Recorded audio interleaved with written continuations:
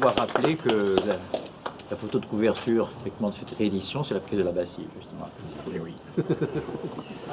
C'est une splendide aurore pour l'humanité, je crois. Je voudrais juste lancer le débat et les questions du public en profitant de mon privilège pour en poser une, par exemple, à M. Deleuze, puisqu'il a évoqué la nécessité de tordre le cou à toutes sortes d'idées tenaces, surtout depuis une trentaine ou on va même dire une quarantaine d'années. Donc il y a deux choses qui n'ont pas... tout a été évoqué, mais je voudrais rappeler deux idées tenaces et sur lesquelles j'aimerais avoir à tous votre commentaire, moi commençant par M. Deleuze, qui vont, on vient de parler de la révolution, du caractère, comme on sait depuis Furet, prétendument depuis Furet, du caractère totalitaire de la révolution et de tout ce qui peut y être associé, Hegel entre autres évidemment, mais et aussi le double dialectique, si j'ose dire, la fameuse condamnation générale par des apôtres de ces 40 honteuses qu'on évoquait tout à l'heure, de l'infâme dialectique par qui vous allez par Deleuze. Alors voilà, c'est sur ces deux choses, ces deux idées très liées à tout ce qu'on vient de dire à la fois sur Jacques Dompe et sur Hegel. Ces choses-là, il me semble qu'on pourrait peut-être leur tordre le cou aussi, c'est l'occasion.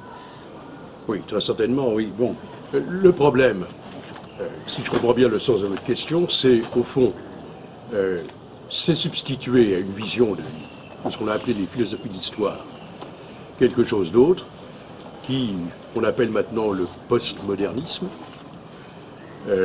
qui procède par fragmentation et qui naturellement refuse ce qu'eux-mêmes appellent les grands récits. Autrement dit, c'est une condamnation de toute perspective qui irait vers l'idée même d'une philosophie de l'histoire. Bon. Alors, j'ai pas de... Je pense qu'il y a un certain nombre de choses qu'il faudrait agiter autour de cela. Bien sûr, il y a tout ce courant dit postmoderne, qui au demeurant d'ailleurs était au départ, comme chacun sait, un courant plutôt architectural, italien, et qui a essaimé un peu partout et qui est devenu une sorte d'idéologie de rechange par rapport précisément à tout ce qui auparavant était considéré comme les grands récits. Mais il y a autre chose. Il y a également l'idée d'un affaiblissement de la pensée. Et je pense là, alors, je ne veux pas jouer sur les mots, mais les Italiens, là encore, sont présents. C'est ce qu'ils ont baptisé il y a une quarantaine d'années, il pensiero debole, la pensée faible. Et cette pensée faible, qui est inspirée d'ailleurs de courants néo-heideggeriens, Gianni Vattimo par exemple, mais qui est inspirée également d'une certaine vision de Nietzsche, mais d'un Nietzsche heideggerisé, si je puis dire. Cette vision-là conduit, à mon sens, vers effectivement l'idée qu'il n'y a plus de possibilité de considérer le passé que comme quelque chose qui relèverait d'un certain respect, d'une aura, comme le dit d'ailleurs Gianni Vattimo dans certains articles, mais en aucune manière de quelque chose qui devrait se prolonger et qui devrait trouver son accomplissement. Effectivement, il y a un affaiblissement de la pensée, à leurs yeux. Bon. Alors, moi je veux bien qu'on condamne les grands récits, qu'on condamne les philosophies de l'histoire, au nom naturellement d'une certaine perspective, d'ailleurs, comment dirais-je, rétrospective et en même temps archaïque, qui consiste à considérer que les grands récits en l'espèce conduisent invariablement à ce qu'on a appelé plus tard le totalitarisme. C'est évidemment de ça qu'il s'agit. Et par conséquent, contre l'idée même de totalité, il faut instruire l'idée de fragmentation. On ne totalise plus, on fragmente. Et ça se constate d'ailleurs dans tous les domaines de la vie, j'allais dire, quotidienne. Et en tout cas de la vie économique et sociale. Alors voilà, c'est tout ce que j'ai à dire pour l'instant. Je vais laisser la parole à mes camarades, mes amis. Mais voilà ce que m'inspire votre question. Qui veut éventuellement compléter la réponse? Non. Rien d'autre à dire là-dessus, donc on va passer la parole au public. Je suppose qu'il y a des questions. Juste oui. Si n'y a pas d'autres interventions. Hegel, donc penseur totalitaire, lui. Alors, ce qui est étrange, j'ai signalé déjà tout à l'heure que le premier, chronologiquement, pouvoir nommé comme totalitaire, le pouvoir nazi, a fait une traque systématique de la pensée hegelienne à l'université. Absolument. Et deuxièmement, que s'il y en a un qui pourrait mériter l'épithète totalitaire chez les soviétiques, je pense au petit père des peuples, Staline condamne énergiquement la négation de la négation, qui est le cœur spéculatif, pour dire même de Hegel, de la dialectique, alors que Lénine en avait fait l'éloge. Voilà, il faut choisir son camp. Je signale au passage aussi que Althusser, dans un article en 1953, félicite Staline pour avoir condamné la négation chez Hegel. Donc, question du Il y a un public. théâtre d'ombre chinoise et de guerre froide derrière ces conflits apparemment. Il condamne où, Staline, la négation de la négation?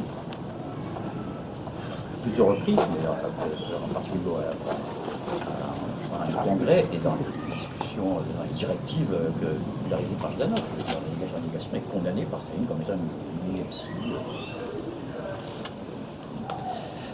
Moi, je voulais... Peut-être. Oui. Là-dessus, Adorno, Althusser, Staline sont d'accord. Ça fait beaucoup de monde. Oui, j'ai une question peut-être pour Bernard Bourgeois. Vous avez dit donc l'importance pour Hegel et pour Jacques D'Hondt de l'imagination de l'avenir. Et bon, Hegel avait 20 ans à la Révolution française, il avait la quarantaine à la Restauration. Jacques D'Hondt avait 20 ans à la Libération, il en avait 90 ans sous Sarkozy. Disons que comment disons, est-ce que Hegel nous donne des pistes théoriques pour dépasser, je veux dire, ce fait en fait, cette imagination de l'avenir est fauchée quand même à la fois par la Restauration et à la fois par Sarkozy, quoi. Est-ce que, en quoi Hegel peut nous donner des bases théoriques pour pouvoir rebondir là-dessus, quoi? Vous voulez le problème actuellement, c'est que le monde devient de plus en plus complexe, et complexe, ça ne veut pas dire concret. Concret, ça veut dire qu'il continue de se différencier, mais en même temps de s'identifier, de se réunir, de se totaliser. Complexe, c'est lorsque la différence ou les différences ne se prennent pas dans une unité qui, les survolant, pourrait les maîtriser, mais se nouent entre elles sous la forme de réseaux. C'est une structure réticulée, rhizomatique. De ce point de vue-là, Deleuze et quelques autres ont bien saisi une des dimensions de l'actualité. Alors, le monde devient de plus en plus complexe et il le devient de plus en plus vite. Il y a une accélération des choses qui est absolument formidable. L'informatique, d'ailleurs, contribue pour une large part à rendre instantanées des rencontres qui, autrefois, demandaient beaucoup de temps. Par conséquent, la pensée du fait que le monde devient de plus en plus complexe, qu'il le devient de plus en plus rapidement, la pensée ne peut plus suivre. L'économie se mondialise, ça veut dire que il n'y a aucun secteur de la vie économique dans le monde qui se développe vraiment de façon autonome. Mais en même temps qu'il y a cette sorte de totalisation,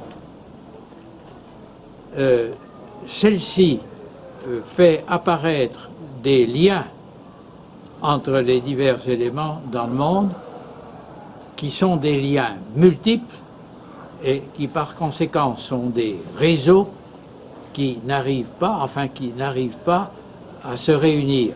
Alors on parle dans le domaine de l'économie de gouvernance, parce qu'il n'y a pas de gouvernement mondial. On parle de gouvernance, on veut conjurer ainsi l'existence de ces réseaux qui lient tous les événements de la vie socio-économique, mais qui les lient sans être eux-mêmes liés en une unité. Il y a des facteurs qu'on ne peut plus maîtriser, et la macroéconomie, qui a toujours été plus difficile à saisir que la microéconomie, la macroéconomie est gérable de façon de plus en plus difficile. Alors, le problème, c'est qu'on a cru, ça semblait une exigence absolument logique, que si l'économie se mondialise, elle ne peut être maîtrisée que par une politique qui se mondialise aussi, ou qui, au moins à l'échelon de certains continents, peut se totaliser. On a donc pensé que s'il y avait une régulation, une réglementation politique de l'économique, c'était à la condition que la mondialisation politique vienne accompagner et contrôler la mondialisation économique. Mais si en économie, les choses peuvent se mondialiser très rapidement, dans la vie politique, c'est tout à fait autre chose, parce que la politique, elle repose, même sur sa définition, sur l'intervention volontaire des membres des collectivités politiques ou des citoyens. Et ça demande du temps. Regardez la construction européenne. Pour qu'une nouvelle nation européenne se constitue, il faut plus que des décennies. Il faut sans doute des siècles. Ça veut dire qu'il y a une unité des peuples et une unité intériorisée, une mentalité des peuples. La construction de l'Europe a montré qu'on ne peut pas court-circuiter des choses. Alors, on n'arrive pas. Et on renonce, alors que je pense que la régulation politique de l'économie est de plus en plus nécessaire et qu'elle ne peut l'être qu'au niveau des totalités qui ont la puissance. Et jusqu'à maintenant, les totalités qui ont la puissance, ce sont les États-nations. Alors, une économie réticulée, une vie politique qui ne peut pas s'unir, qui est multipolaire. Elle est multipolaire avec un pôle absolument dominant. Il y a un pôle absolument dominant, on sait quel il est dominant encore au moins pour des décennies, mais si vous voulez, cette unité, enfin, par un des éléments, n'est pas véritablement ce qu'on peut considérer comme une union véritable, une union solide. Par conséquent, on n'arrive pas à maîtriser tout ce déploiement, cette mondialisation, et c'est pourquoi on n'arrive pas non plus à la penser. C'est pourquoi il n'y a plus de pensée politique, et c'est pourquoi il n'y a plus de politique. Les hommes politiques, nulle part, ne savent ce qu'il faut faire et ce qu'ils vont faire. Mais est-ce qu'on peut faire un lien entre ça et un autre aspect de la situation, c'est qu'un acteur nouveau vient s'introduire dans le jeu socio-politique. Et cet acteur nouveau, Hegel avait considéré qu'il conditionnait effectivement l'histoire politique. Hegel dit ceci, qu'il y a eu une vie de la nature dans le passé. C'était comme un esprit, l'esprit endormi de la nature, avait des cauchemars. Qui étaient ces gigantesques catastrophes naturelles? Et ça a duré jusqu'au moment où dans la nature, la conscience ou l'esprit s'est éveillé. Ça a été le début de l'histoire des hommes, et les catastrophes naturelles ayant fait une pause, les crises politiques ont pu se développer. Heureux temps des crises politiques dans la pause des catastrophes naturelles. Qu'est-ce qui s'opère actuellement? C'est que la nature revient ou est pensée comme revenant, ce qui est un facteur considérable. Elle revient, si vous voulez, elle revient agir dans l'histoire proprement humaine. Ça veut dire que Hegel, qui n'a pas pu prévoir cette situation, nous donne quand même un certain nombre de considérations et d'arguments. Comment l'histoire humaine peut-elle absorber ou intégrer l'intervention désormais présente, le réchauffement climatique, etc., dont beaucoup s'imaginent qu'il est seulement le produit de l'imprudence des hommes, alors que ce serait beaucoup plus grave qu'il soit indépendant de celle-ci, comme certains, Claude Allègre, etc., le pensent. Hegel nous indique qu'il faut que l'histoire des hommes puisse intégrer le retour en elle de l'histoire de la nature. Et ça, si vous voulez, c'est un nouveau paramètre de l'histoire dont les écologistes eux-mêmes n'ont pas pris la mesure, et ça vient compliquer les choses. Donc, difficulté de penser, c'est-à-dire de synthétiser l'économie. Difficulté de penser et de synthétiser, enfin, la constitution d'une unité politique permettant de contrôler la vie économique. Et troisième facteur, intervention de la nature dans l'histoire humaine, comment réunir et penser tout ça.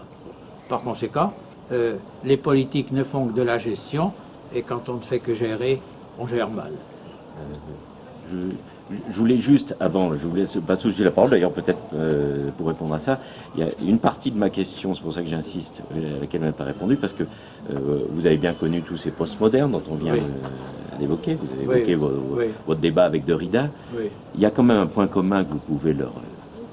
un point de partage, le tiers dialectique qui les réunit, c'est cette haine de la dialectique. Et ça va de Deleuze à Althusser en passant par tous. Ce point commun, cette incapacité du coup de penser, n'est-elle pas en rapport avec le délabrement total de la pensée critique, politique notamment aujourd'hui, à l'absence totale de relais politique, de propositions de quelque sorte que ce soit, pour se saisir du monde actuel? Est-ce que, moi je fais à titre personnel, parce que j'ai vécu, pas la totalité, mais les 40 dernières années en m'intéressant beaucoup à ces choses-là, ce rejet compulsif de la dialectique, à partir des années 70, il est très clair, par tous les acteurs. Est-ce que c'est pas un élément de la réponse? Et puis, je vous rends la parole. C'est ce que Hegel appelle la fin de l'histoire, ça. C'est la fin de l'histoire. Ça ne veut pas dire qu'il ne se passe plus rien.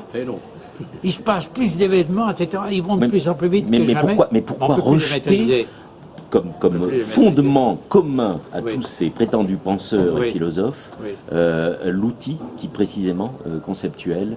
Alors, quelle est votre interprétation? Parce que ça, c'est difficile. Vous savez, penser dialectiquement, c'est-à-dire en même temps que vous différenciez, identifiez, et en même temps que vous identifiez, vous différenciez. Assumer une pensée qui se développe de façon contradictoire. Qui a réussi à assumer et à manier cette pensée? Pour l'instant, je n'en connais que deux.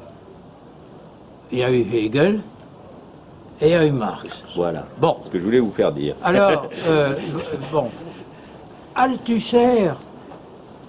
sert à rien. Non, mais Althusser avait quand même, et c'est pourquoi j'ai toujours conservé... Qui a reconnu qu'il ne connaissait pas du tout Hegel. À la fin de sa vie, dans ses écrits posthumes, il a avoué. Pour cet homme. Il n'avait jamais lu. Pardon? À la fin de sa vie, il a avoué qu'il n'avait jamais lu Hegel. Sérieusement, je veux dire. Dans l'avenir dure longtemps et autres, c'est très clair. Oui, mais il a avoué beaucoup de choses.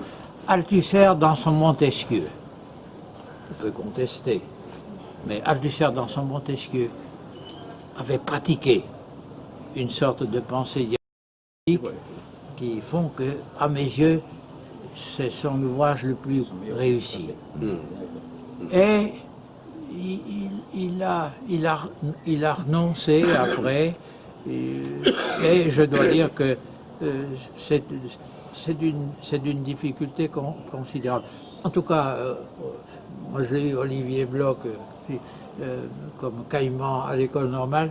J'avais été impressionné quand même. Il avait fait un cours sur Hobbes, il avait fait des choses comme ça. Il pensait dans une certaine mesure, il avait une sorte de capacité dialectique à penser. Malgré lui. Hein. Et il l'a abandonné parce qu'il a sombré peu après dans le dogmatisme, qui est une pensée simple, mais la véritable pensée, je pense. Alors, c'est tellement difficile de penser dialectiquement. Il y en a deux qui, à mes yeux, l'ont fait pendant 2 siècles, qu'on peut comprendre qu'à certains moments, ça n'existe plus. Monsieur Deleu. Non, je voulais simplement... aller dans le même sens que de ce que vient de dire Bernard, à propos notamment de la notion de gouvernance. Parce que cette notion de gouvernance, il faut savoir d'où elle vient. C'est une notion franc-anglaise, franc-américaine. C'est une notion qui vient du managing, qui vient du corporate. C'est-à-dire que c'est une notion qui est purement et simplement économique. Et donc, ça va tout à fait évidemment dans le sens de ce que vous avez dit, c'est-à-dire c'est l'empire de l'économie qui s'étend au détriment du politique. Et c'est l'entreprise qui prend le pas sur tout le reste et qui devient une sorte de modèle pour la gestion même des États. C'est ce que j'appelle, dans mon vocabulaire personnel, le modèle domestique du politique. Bon, peu importe l'appellation. Or, on peut aller plus loin. On peut dire que Hegel, d'une certaine manière, a dénoncé cela. Dans les principes de la philosophie du droit, après tout, lorsqu'il analyse la société civile, certes, il salue, bien sûr, l'avènement de la propriété, la liberté, etc. Mais en même temps, il voit tous les travers, à la suite d'ailleurs d'Adam Smith et d'autres, possibles concernant la répartition du travail, etc. Et d'une certaine façon, il voit aussi le danger de l'emprise économique sur ce qui serait, au fond, l'installation du politique. Et c'est bien la raison pour laquelle l'État doit dépasser la société civile. Donc, ce qu'on a oublié aujourd'hui, ou ce qu'on a mis entre parenthèses, c'est cela. C'est-à-dire qu'il y a une extension considérable, c'est ça la globalisation, une extension considérable du modèle domestique à partir de l'entreprise. Jadis, c'était autre chose, c'était le patriarcat, c'était la famille, la nation, peu importe. Maintenant, c'est ça, c'est l'entreprise. On gère, gouverner, la gouvernance, c'est de la gestion. Absolument. C'est pas du gouvernement. Voilà. Donc, ça n'a rien de politique. C'est purement et simplement les objectifs qu'il faut atteindre, etc. En fonction Du management. du management. Bon, ça n'a rien d'autre. Et cette emprise totale de l'économie sur ce qui est proprement politique, c'est ça, à mon avis, le drame que nous vivons aujourd'hui. Je voudrais intervenir très rapidement sur la double référence à la gouvernance, évoquée d'abord par M. Bourgeois et développée à l'instant par Guy Deleu.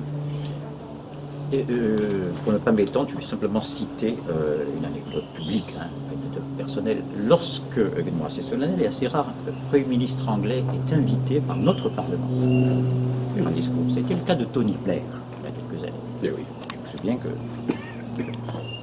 Strauss-Kahn était au premier. Bref. Et à un moment donné, Tony Blair dit, et ça illustre de manière saisissante et inquiétante ce qu'on venait de dire, n'est-ce pas ? Il n'y a pas une gestion de droite ou une gestion de gauche, il y a une bonne ou une mauvaise gestion, c'est tout. Et là, je me suis dit, mais bon sang, à ce compte-là, Auschwitz était parfaitement géré. Eh oui, bien sûr. Je suis sûr que nos bons Allemands, avec leur carbone, leur truc, leur double, la comptabilité des dents en or et ric-rac. Ce découplage, et qu'on entend le moindre cadre d'entreprise vous dit maintenant, ah ben moi je ne m'occupe pas des politiques, ça c'est le problème des pouvoirs, moi je suis un technicien. Ce découplage total du moyen et de la fin, pour devenir plus rationnel,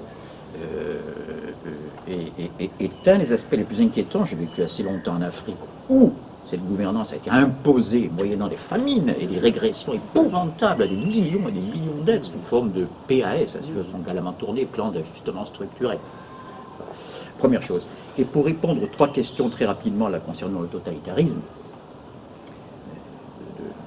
aide-moi à vous-même, monsieur, je cite un passage de la philosophie du droit